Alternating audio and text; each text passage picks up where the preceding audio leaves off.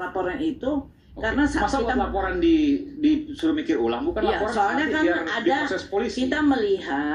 kita melihat ada politisi politisi yang seperti mengojok-ojok ya. Oh, itu. Jadi harus dipikir ulang, karena kalau memang ada keterangan palsu dari klien saya dalam persidangan, itu kan ancaman hukumannya 9 tahun.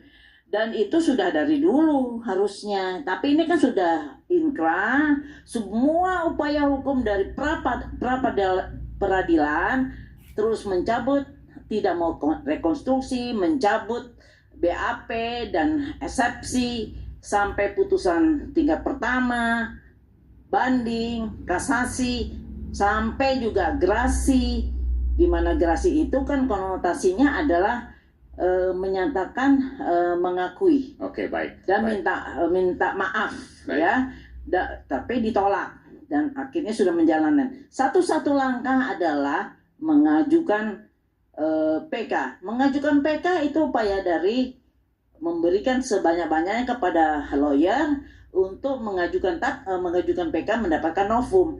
Tetapi dengan cara menekan, saya nggak bilang lawyer ya, tapi kita lihat yang dialami oleh saksi-saksi kunci kita adalah menekan, mengintimidasi, terus dia mencari kemana-mana dan mengancam dan segala rupa. Itu kan hal yang tidak benar. Karena kita kalau sidang ya, misalnya kita mau sidang, saksi acar itu kan dipisahkan oleh lawyer dari terdakwa. Itu kan suatu selain aturan juga kode etik ya.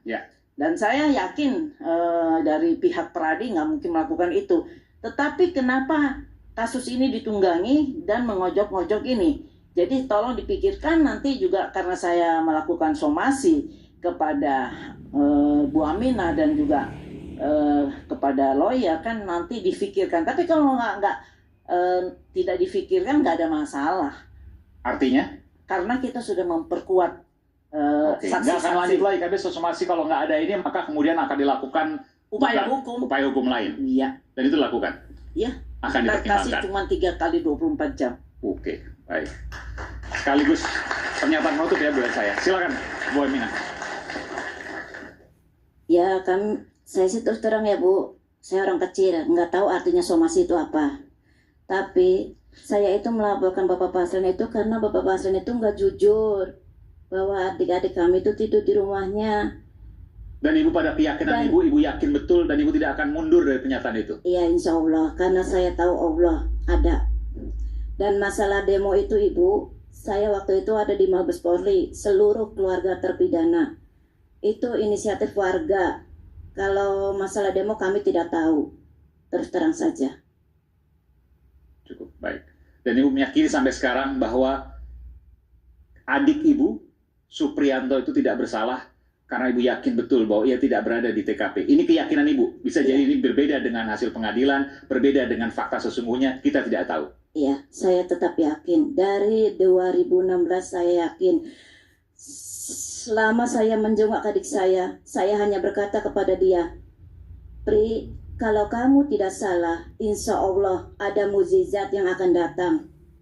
Itu pesan saya. Dan kamu yang ikhlas, yang sabar. Dan Alhamdulillah, 2024 ada mukjizat, kasus terbuka kembali. Itu saja. Silakan, Mas. Ya, terima kasih Mas Aiman. Bahwa dalam perkara Peggy Setiawan ini, saya melihat fakta-fakta dalam sidang pra-peradilan. Maka kami selaku kuasa hukum Peggy Setiawan masih sangat optimis bahwa permohonan kami dikabulkan. Karena kami melihat bahwa semua bukti yang disampaikan oleh pihak termohon ternyata sama sekali tidak ada kaitannya, Mas Aiman. Baik putusan, katakanlah putusan Mahkamah Agung, itu kan putusan para terpidana, tidak ada kaitan. Gerasi juga para terpidana, sama sekali tidak ada. Kemudian juga keterangan ahli, ini nih keterangan ahli nih. Seumpama, ahli psikologi, Peggy Setiawan ditunjukkan foto, kemudian muka Peggy Setiawan berubah. Loh, kalau menetapkan tersangka orang pelaku perbuatan pidana itu hanya sekedar melihat asumsi, gestur, bagaimana? Ini persoalan pidana, kita harus melihatnya, buktinya ini harus terang. Tidak boleh asumsi. Tidak boleh asumsi, Mas Eman. Makanya saya katakan sekali lagi dengan melihat bukti ahli, bukti kemudian surat ini tidak ada sama sekali kaitan hubungan hukum antara Peggy Peron dan Peggy Setiawan. Saya pikir entah sidik jari kah ada bisa membuktikan, atau ada kaitan DNA kah dari Peggy Setiawan yang bisa dikaitkan. Ternyata sama sekali tidak ada. Makanya saya selaku lawyer Peggy Setiawan berkeyakinan bahwa permohonan kami dikabulkan. Kira-kira seperti itu, Mas Eman. Terima kasih. Baik, makasih. Tunggu dulu Panggabean. Baik,